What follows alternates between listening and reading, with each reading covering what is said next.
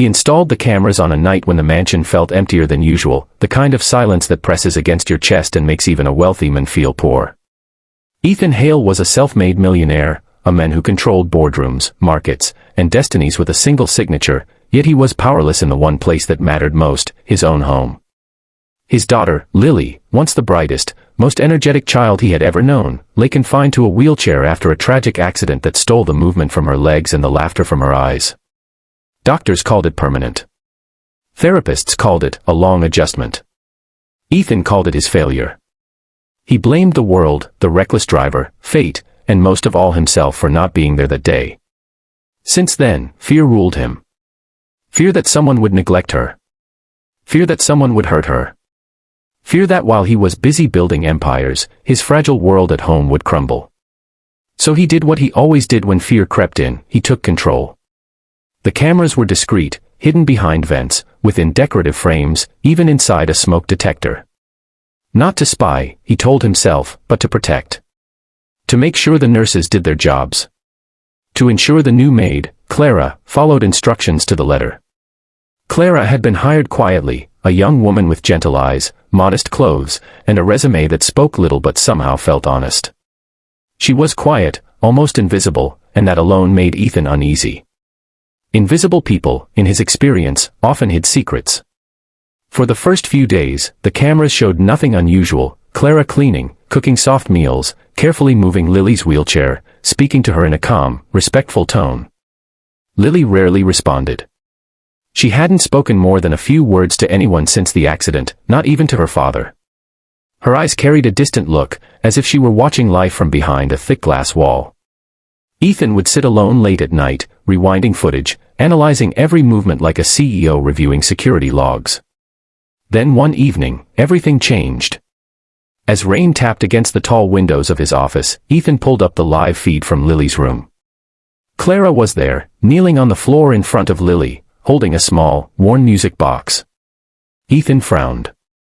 That wasn't part of her duties. She gently wound it and placed it on Lily's lap. Soft music filled the room, an old lullaby Ethan recognized instantly. His breath caught. It was the song Lily's mother used to sing before she passed away years ago, a melody Ethan hadn't heard since the funeral. Lily's fingers twitched. Ethan leaned closer to the screen. Clara didn't speak. She just sat there, eyes closed, letting the music play. When it ended, she whispered something Ethan couldn't hear, then slowly stood and left the room. Lily sat frozen, tears streaming silently down her cheeks. That night, Ethan barely slept. The next day, he watched more carefully. Clara began bringing small changes into Lily's routine. She opened the curtains every morning, letting sunlight flood the room instead of keeping it dim and clinical. She spoke to Lily not like a patient, but like a person, telling her stories while brushing her hair, describing the garden while wheeling her outside, even reading aloud from books Lily used to love. Ethan noticed something else too. Clara never once looked at her phone while caring for Lily. Not once. And then came the moment that shattered everything Ethan thought he knew. One afternoon, Lily had a sudden spasm, her hands knocking a glass of water onto the floor. The wheelchair jolted slightly, and Lily panicked, her breathing quickening. In the past, nurses would rush in with rehearsed calm, calling for help, making the moment bigger and scarier. Clara did none of that.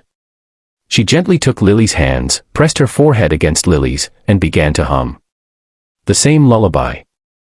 Slowly, Lily's breathing steadied. Her shoulders relaxed. And then, in a voice so weak Ethan almost missed it through the speakers, Lily whispered, "Don't stop." Ethan froze. His daughter hadn't asked for anything in months. Tears blurred his vision as he watched Clara smile softly, continuing to hum while cleaning the spill with one hand. From that day on, Ethan became obsessed, not with control, but with understanding. Who was this woman? Why did she care so deeply? Digging into Clara's background, he uncovered a truth that left him shaken. Years ago, Clara had been a caregiver to her own younger sister, who was paralyzed after an illness. Clara had sacrificed her education, her youth, everything, to care for her sister, until she lost her. No one had ever thanked her. No one had ever noticed. She carried that grief quietly, channeling it into kindness for others who needed what her sister once did. Days turned into weeks, and Lily began to change. She smiled more. She spoke more. She even laughed one morning when Clara made a silly face while feeding her breakfast. Ethan watched it all from behind his screens, a man undone by the simple truth that love could reach where money could not. One night, overwhelmed by guilt, Ethan finally did what he had avoided since installing the cameras. He entered Lily's room while Clara was there. He expected anger, embarrassment, maybe fear. Instead, he found his daughter looking at him in a way she hadn't since before the accident. "Daddy," she said softly, "Clara makes me feel like I'm still me." Those words broke him. He confessed everything, the cameras, the fear, the mistrust. Clara listened without judgment, then surprised him by thanking him. "You wanted to protect her," she said gently. "So do I." That night, Ethan removed every hidden camera himself. He replaced surveillance with presence. He started coming home earlier, reading to Lily, sitting beside her during therapy. And Clara? He didn't fire her. He promoted her, funded her education, and created a foundation in her sister's name to support families with paralyzed children. But the greatest change was in Lily. Though her legs never healed, something far more important did, her spirit. And all it took was a maid who treated her not as a burden, not as a patient, but as a human being worthy of love. If this story moved you, reminded you that kindness still exists in a world obsessed with control and power, don't forget to subscribe to the channel, because every story here carries a lesson worth remembering, and the next one might just change the way you see the world.